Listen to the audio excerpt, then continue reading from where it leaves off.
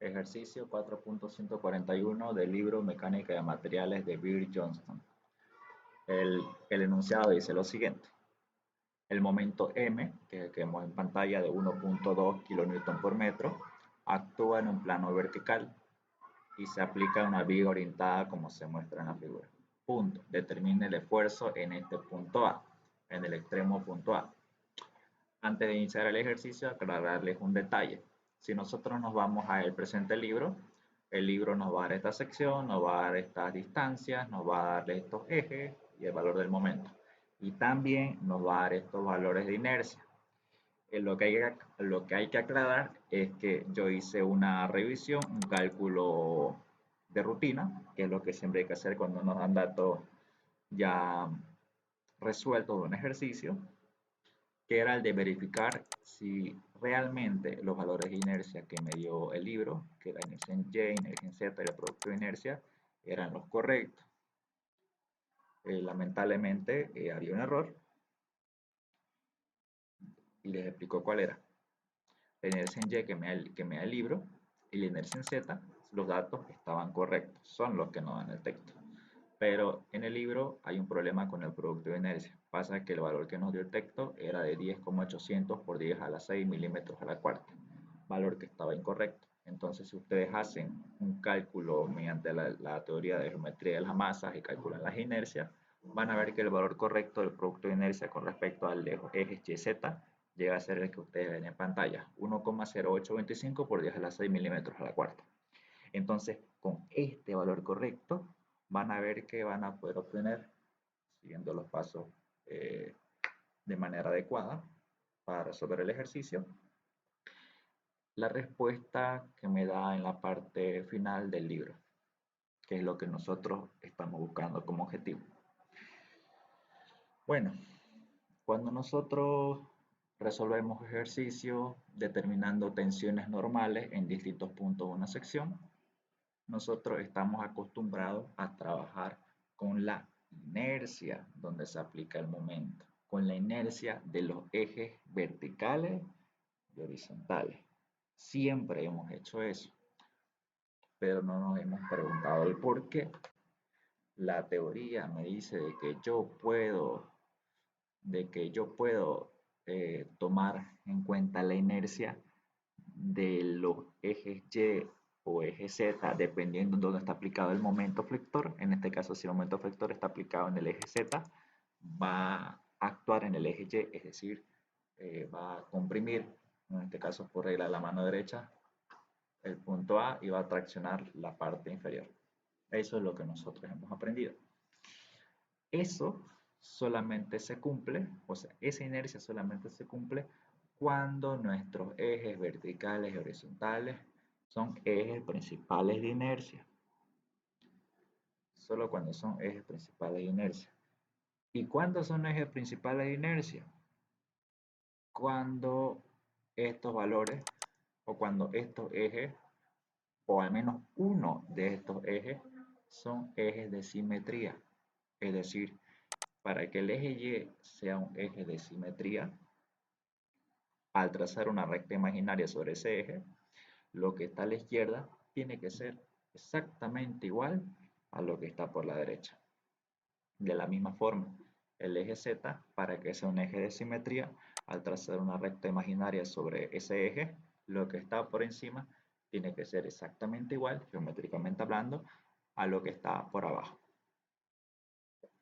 En este caso, si al menos un eje, ya sea el Y o el Z, fuera un eje de simetría, nosotros decimos de que este par de ejes que siempre van a estar a 90 grados son ejes principales de inercia. Por lo tanto, su inercia, en este caso que sería Y y Z, son los valores que nosotros debemos usar para resolver el cálculo de resistencia de los materiales o mecánica de los materiales.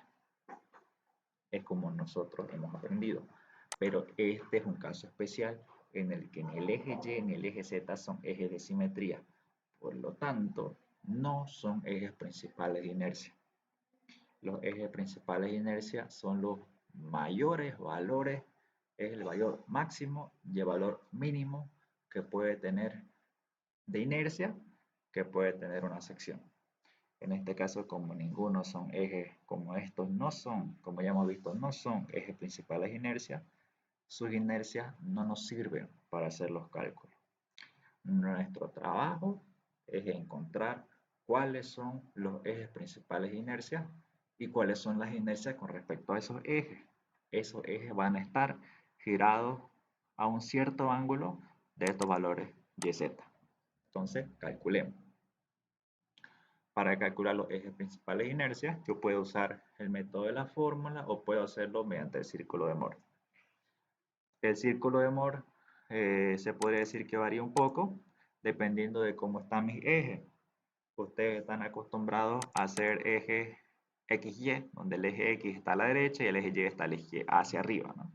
El libro nos da el eje Z, en este caso hacia la izquierda, y el eje Y hacia arriba. Entonces va a haber una pequeña variación en los signos, hay que tener también mucho cuidado. Este cálculo está hecho para eje YZ. Entonces, ejes principales de inercia, lo primero que tenemos que hacer, en este caso en el círculo de Moore, decimos que va a existir un punto Z que va a tener como ejes de coordenadas X a la inercia en Z y a menos, siempre menos, la inercia YZ, que es el producto de inercia, con signo negativo. Y el punto Y va a tener en su abscisa la inercia en Y y en su ordenada el producto de inercia YZ siempre con signo positivo. ¿Por qué le puse aquí con signo? Quiere decir de que yo tengo que reemplazar aquí los valores con los signos que yo tengo como dato. Como ustedes sabrán por teoría, el eje Y y el eje Z, o la inercia en Y y la inercia en Z, siempre van a ser valores positivos, ahí no tenemos problema. Pero va a existir casos también en el que el producto de inercia va a ser positivo o va a ser negativo. Si llega a ser negativo, aquí lo reemplazamos con su signo, que llegaría a ser menos por menos más, y esto llegaría a ser un valor positivo.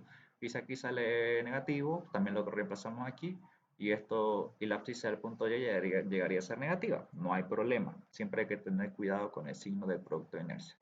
Entonces, si aquí fuera negativo, el punto ya se bajaría abajo, y aquí si fuera negativo, menos por menos más, y el punto sería hacia arriba. No hay problema. El punto Z igual, si la inercia en Z llega a ser mayor a la inercia en Y, este punto Z se recorría a la derecha, y el punto Y, si fuera menor a la inercia en Y a la inercia en Z, sería a la izquierda. No hay problema. Solo hay que respetar estos puntos, ¿no? Listo. En nuestro caso, la inercia en Y es mayor a la inercia en Z, entonces por eso vemos que el punto Y está más a la derecha y el punto Z está más a la izquierda.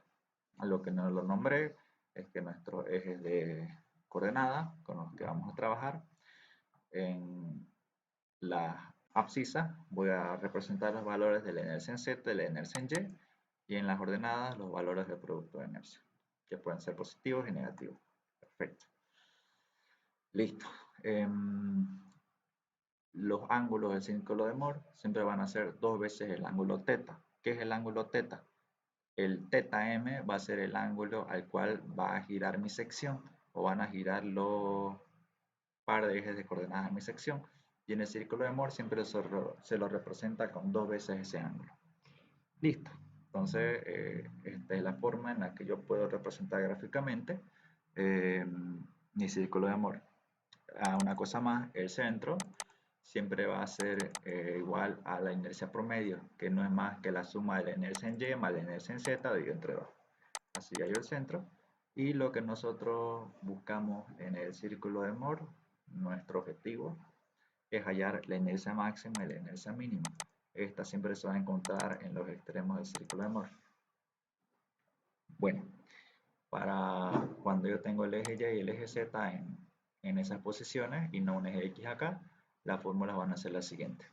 Va a ser tangente de 2 veces el ángulo θ, va a ser igual a menos 2 veces el producto de inercia YZ entre inercia en Y menos inercia en Z. Entonces yo voy a reemplazar los datos aquí. Reemplazo los datos y voy a tener este valor. Entonces, si quieren ver los valores, están aquí arriba. Solamente los reemplazamos aquí en la fórmula. Entonces, a mí me dio 25,67 grados. Cuando en la fórmula me salga un signo negativo, quiere decir de que mi sección o el par de ejes de mi sección, mejor dicho, giran en sentido horario. Si es negativo, los ejes se encuentran a 25.67 grados en sentido horario. Es decir, los ejes van a estar más o menos por aquí. Aquí estaría el eje Y', al que vamos a llamar U, y aquí estaría el eje Z', o sea, el eje Z girado, al que podemos llamar V chica. Eso también lo podemos ver en el círculo de Moore, como para encontrar la inercia máxima, es decir, nuestro eje principal es inercia, que ya dijimos que son estos puntos verdes. Esta recta azul, que representa mi par de ejes YZ, tiene que girarse en sentido, como podemos ver, horario, tal cual nos dio en la forma. Negativo quiere decir horario. Tiene que girarse en sentido horario para poder alcanzar los ejes principales de inercia. O sea, estos dos ejes YZ tienen que girar en sentido horario, ambos. Y ahí, a 25,67 grados, se van a encontrar mis ejes principales de inercia. Es decir, los ejes en los cuales la inercia de la sección van a tener valores máximos y mínimos. Para hallar estos valores de forma numérica, yo utilizo la siguiente fórmula, que también pueden resolverlo de forma gráfica, como pueden verlo, ¿no? No hay ningún problema. Utilizando directamente la fórmula,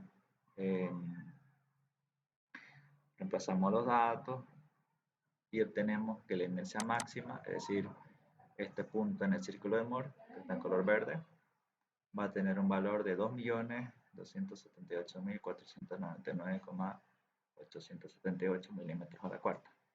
Y la inercia mínima, que es este otro valor, llegaría a tener un valor de 229.500,122 milímetros a la cuarta. Entonces, la inercia máxima siempre va a ser la que tiene mayor valor. Y como podemos ver, en este caso vamos a llamar la inercia máxima la inercia en U, y la inercia mínima la inercia V. Entonces aquí yo tengo una nota por si hay alguna complicación. El eje U, que llegaría a ser el eje Y, pero girado. O sea, el eje Y' o el eje Y desplazado, nosotros llamamos el eje U. ¿Ok?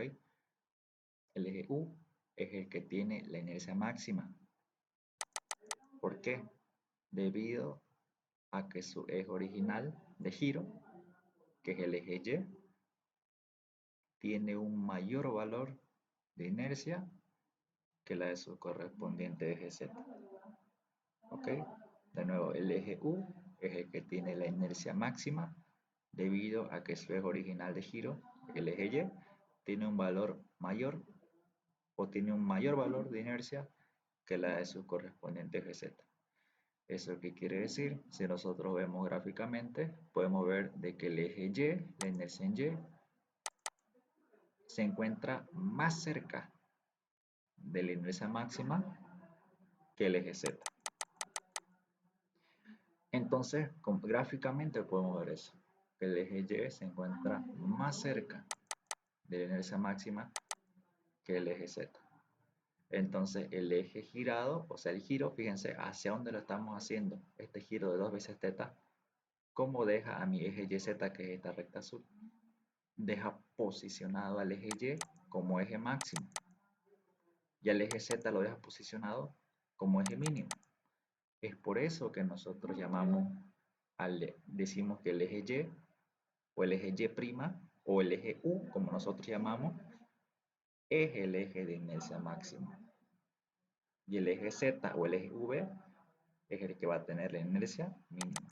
¿Okay?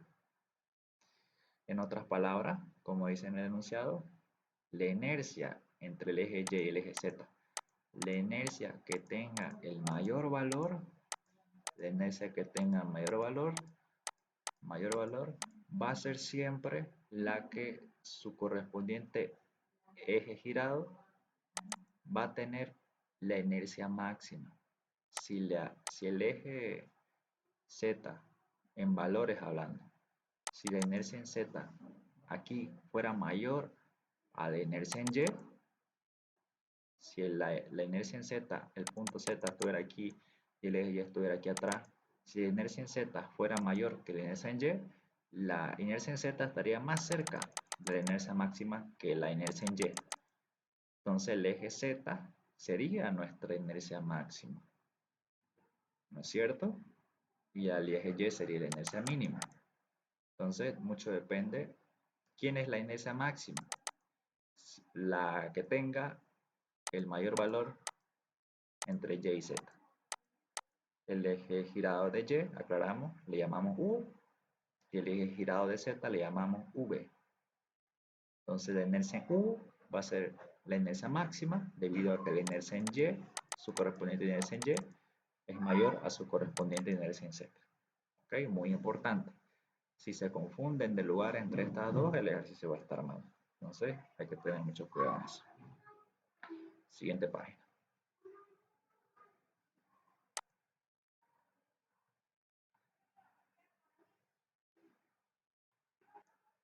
Bueno, ya he terminado los ejes principales de inercia, o mejor dicho, las inercias máximas. Eh, tendremos los ejes de la siguiente forma. Los ejes principales de inercia son estos ejes en color verde de lechuga. La inercia U y la inercia V. En la inercia U se encuentra el eje principal de inercia máximo y en la inercia V se encuentra la inercia mínima. Ok. Entonces, como podemos ver, el eje Y giró un ángulo teta, ya no dos veces teta, en las secciones teta. En el círculo de Moore es dos veces teta. Entonces gira en sentido horario. Eso hace que también el eje Z gire el mismo valor teta. Perfecto. Lo que tenemos que hacer ahora es lo siguiente. Tenemos que determinar cuál es la ubicación del punto A, es decir, del punto donde queremos hallar las tensiones normales. La ubicación del punto A con respecto a los ejes principales. O sea, a qué distancia se encuentra el punto A con respecto al eje U y con respecto al eje V. Si nosotros hallamos la distancia del punto A con respecto a los ejes, a los primeros ejes, que es el eje Y y el eje Z, obtenemos estos dos valores, que es el primer paso. ¿Ok? Vamos a hacerlo por paso. Primer paso, determinar la distancia entre el eje Y y el eje Z del punto A. Con respecto al eje Y, el punto A se encuentra a una distancia de 45 milímetros, que vamos a llamar ZA. ZA 45 milímetros. ¿Okay? Y con respecto al eje Z, el punto A se encuentra a una distancia también, si nosotros lo medimos con geometría, de 45 milímetros. Estos datos los estamos sacando de la sección. Aquí no nos los estamos inventando, ¿no? Siempre los ejes, recordemos que están en el centro de gravedad. Aquí es 40 y este 10 lo partimos por la mitad, porque está en la mitad 45. Este valor vale 70, la mitad 35, más estos 10, 45. ¿Okay?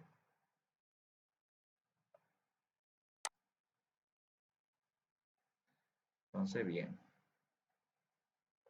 Primer paso, determinar estas dos distancias. Listo. ¿Cuál es el siguiente paso?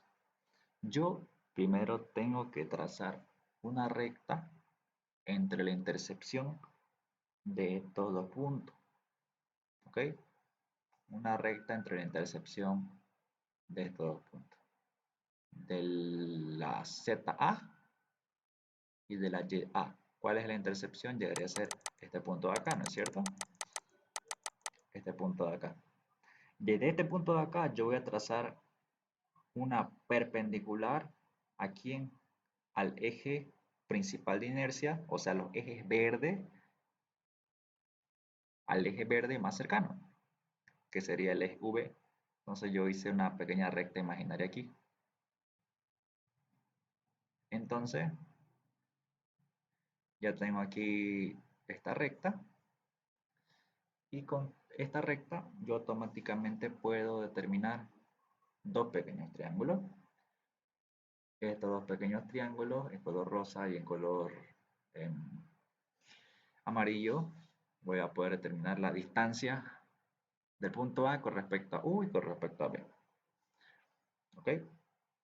Entonces yo aquí imaginariamente, pero aquí yo se los pinté en color rosa, está un rectángulo, un triángulo rectángulo. ¿Ok? Em, lo que caracteriza a estos triángulos es que su hipotenusa siempre van a ser o ZA o Y sub A. De un triángulo, en este caso el triángulo rosa, su hipotenusa va a ser ZA, es decir, de O a A va a ser ZA, esta va a ser una hipotenusa. Y la otra hipotenusa del triángulo amarillo va a ser Y sub A. ¿Ok?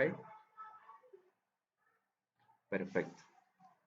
Entonces, yo voy a determinar cuánto vale U sub A, que llegaría a ser esta distancia, que espero que puedan verla, que apunto con el ratón de la computadora. Es decir, del eje B o el eje V al punto A, midiéndolo obviamente perpendicular al eje B. Esa va a ser una distancia que yo voy a buscar, a la que vamos a llamar V sub A. Y la otra distancia va a ser la perpendicular con respecto al eje U, al punto A, que esta es la que marco con el mouse, va a ser la distancia V sub A, que es la otra distancia que yo estoy buscando. ¿Ok? Eso lo representé mejor aquí abajo. Entonces, aquí está V sub A, va a ser esta distancia del eje U al punto A, V sub A, y U sub A va a ser del punto O al punto A, pero midiéndolo perpendicularmente al eje V. ¿Ok? Aquí, aquí. Aquí lo representé U sub A. Entonces, aquí yo fui moviendo el ángulo θ, que se repita aquí y que se repita aquí, por teoría de ángulos. Ok.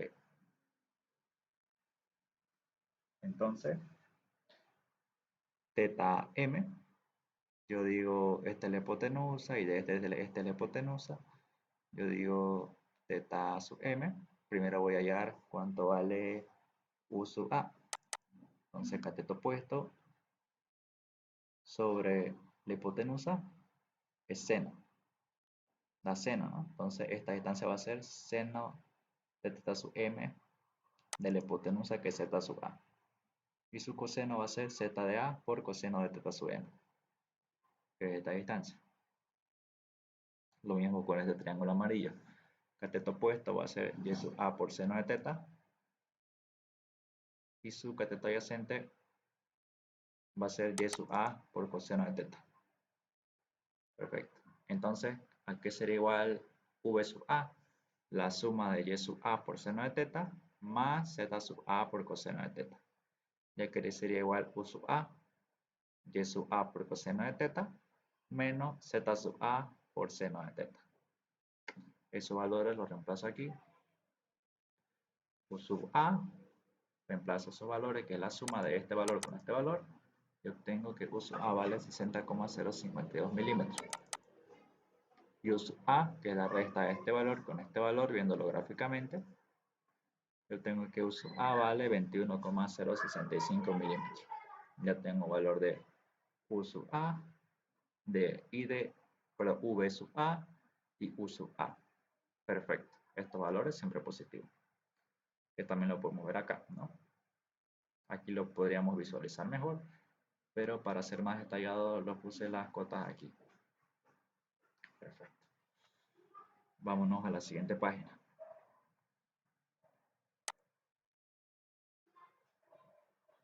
punto 3 cargas en los ejes principales. Entonces yo tengo que descomponer el UM sub U, que es lo que ustedes ven acá.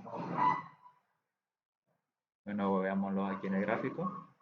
Este M sub U, que es de 1.2 kN por metro, yo tengo que descomponerlo en el eje B y en el eje U.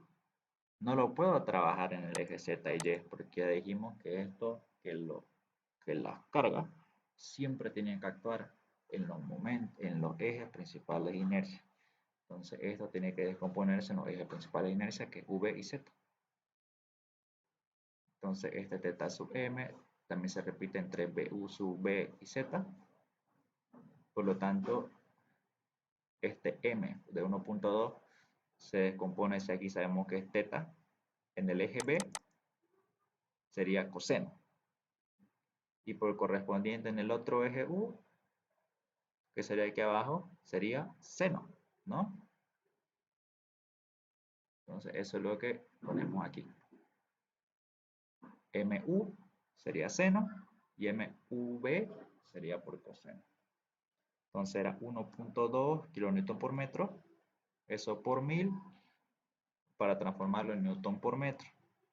O sea, 1200 por seno y 1200 por coseno.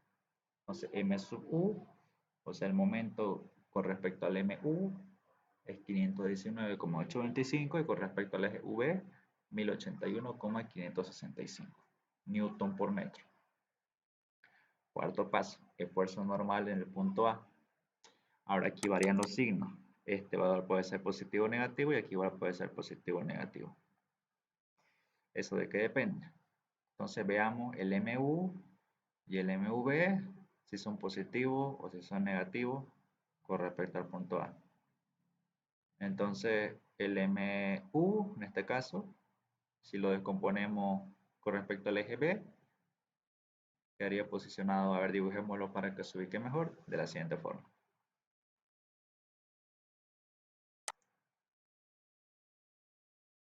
Un color morado, sí, sí, morado.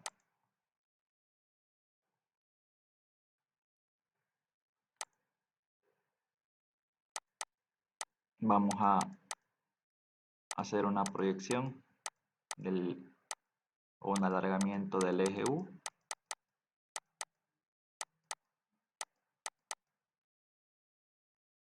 Y decimos que aquí va a estar, mi pulso está mal.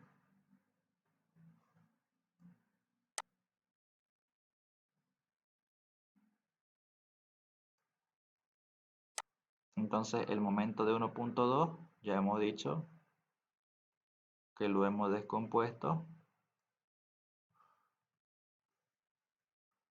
No sé por qué se hizo eso.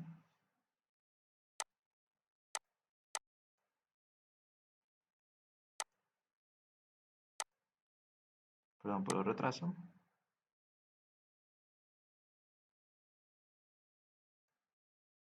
De esta forma. Este va a ser el MV. Y este va a ser el MU. Entonces quiero que vean. Esto puede ser o positivo o negativo. Esto puede ser o positivo o negativo. El MU, que es este de acá abajo. El MU, que es este que está acá abajo. Fíjense, o sea, descompusimos este 1.2 en el eje B y en el eje U. Por regla, en la mano derecha, el MU, que está haciendo al punto a este lado, a todo este sector a la izquierda del MU, por mano derecha va a estar, ¿qué? Va a estar comprimiendo, ¿no es cierto? Ya esto depende de ustedes. Ustedes pueden poner a la compresión negativo o compresión positivo, pero elijan una. En este caso yo elegí la compresión como positivo. Entonces aquí el MU va a ser positivo para mí, porque está con presión. Yo con presión lo estoy tomando como signo positivo. Quiere decir de que a la izquierda del MU, por la mano derecha, este momento está comprimiendo toda esta parte y en esta otra parte la está traccionando. Entonces el MU, al punto A, lo está comprimiendo, positivo. Y el MV o MB chico, fíjense, que es este que está por acá, al lado superior, por regla de la mano derecha, ¿qué está haciendo? Está comprimiendo. Y al otro lado lo está traccionando. ¿Qué le hace al punto A? Lo está comprimiendo. Entonces también lo está comprimiendo el MV y bueno, nosotros lo adoptamos la compresión como positivo. Entonces ambos son positivos. Hay que tener mucho cuidado. Si uno comprime y el otro tracciona, los signos son distintos. En este caso ambos comprimen al punto A, entonces decimos que es positivo y positivo. Borremos esto y sigamos. Entonces listo, eso es cuestión de signo. Signo aquí, signo aquí. La fórmula va a ser siempre la siguiente. El momento del eje U entre la inercia del mismo eje. El momento del eje U y la inercia del mismo eje. Por la distancia del otro eje, que B sub A. MU entre inercia en U por B sub A. Y en el otro va a ser al revés. M sub V entre la inercia V, estas tienen que ser iguales, por la distancia del otro eje, que es U sub A. ¿Ok? Entonces eso también es importante. Reemplazamos datos aquí. Aquí al 519,825 lo multiplicamos por 1000 para que se transforme en newton por milímetro. Este metro con este 1000 lo transformamos a milímetro. Aquí igual. Listo.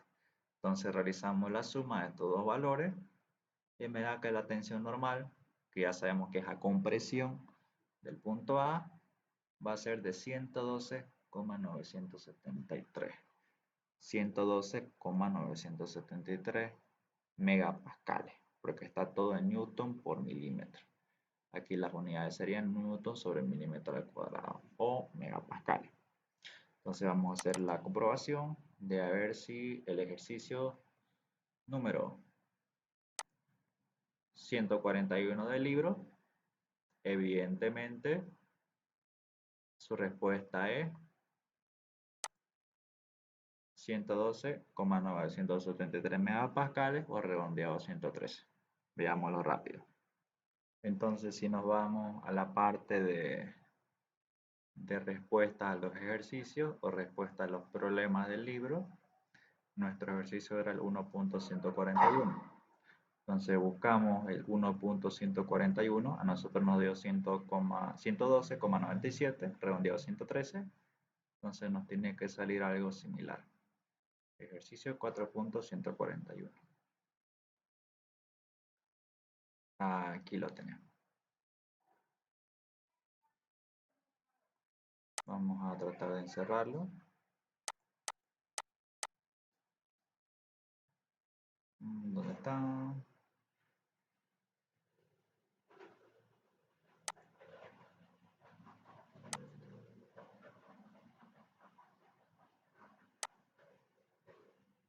Aquí.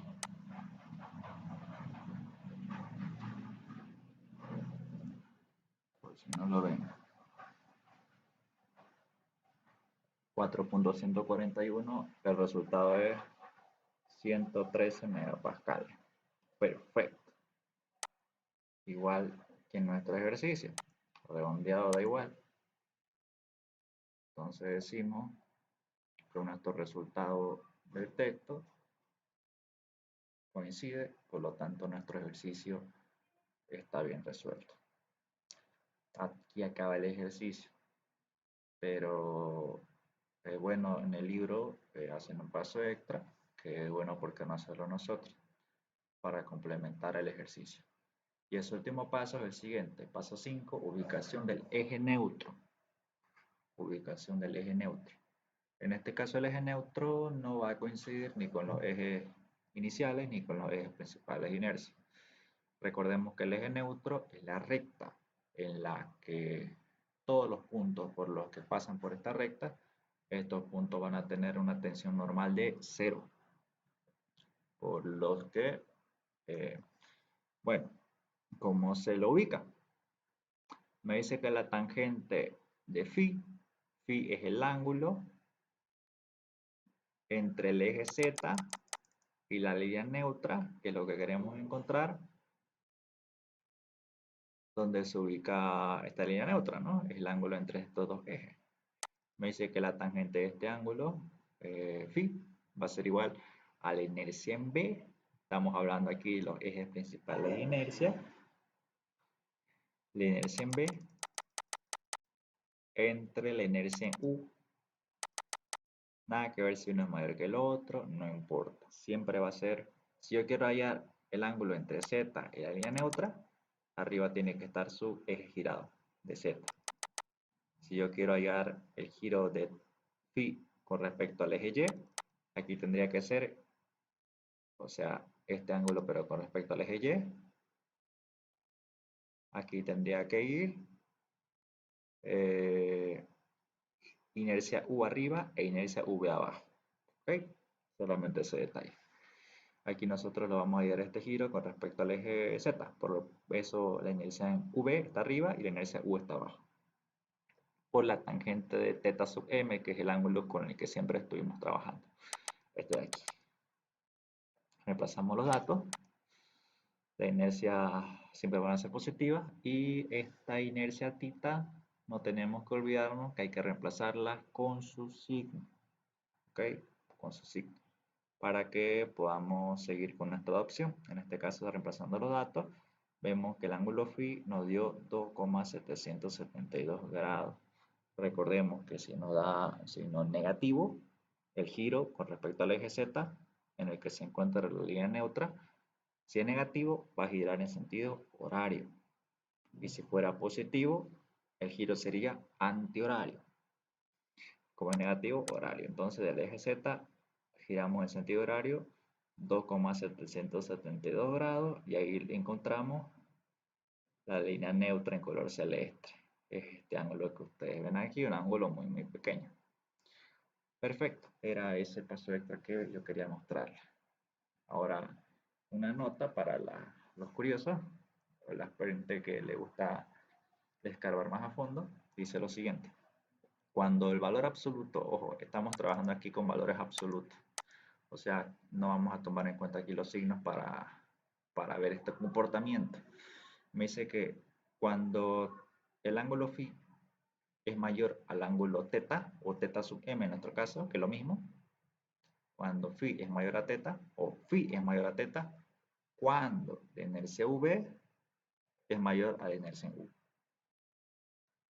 Entonces, si la inercia v, que es la inercia que nosotros posicionamos aquí arriba, si esta fuera mayor a la inercia u, automáticamente el ángulo phi fuera mayor a este ángulo θ. Coma. Y es el otro caso.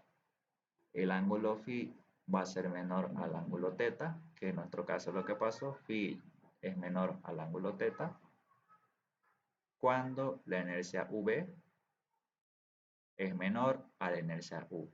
Cuando la inercia que está arriba es menor a la inercia que está abajo. Entonces esto es algo que siempre se tiene que cumplir. Es como una comprobación que nosotros podemos hacer. En este caso cumple, estamos dentro de la coherencia. La inercia v es menor a la inercia u, por eso a nosotros nos dio que el ángulo phi es menor al ángulo θ. Punto. Por consiguiente, esta es otra regla o un comportamiento que siempre vamos a ver. El eje neutro o la línea neutra siempre se encontrará entre el vector m, que es este de 1.2, y el eje principal correspondiente al momento de inercia mínimo. ¿Cuál es el eje de inercia mínimo? El eje v, y su eje correspondiente es el eje z. Entonces me dice, aquí que me dice, que el eje neutro, la línea neutra en color celeste, siempre va a estar entre el momento y el eje v. Siempre. Repito, por consiguiente el eje neutro, la línea neutra, siempre se encontrará entre el vector m y el eje principal correspondiente al momento de inercia mínimo. O sea, entre el momento m y el momento v, que es el mínimo, siempre se encontrará la línea neutra. Y con eso tenemos terminado el ejercicio. Muchas gracias. Si tienen dudas o preguntas acerca del ejercicio o de los signos o algo que hemos visto, no duden en hacerlo en la caja de comentarios.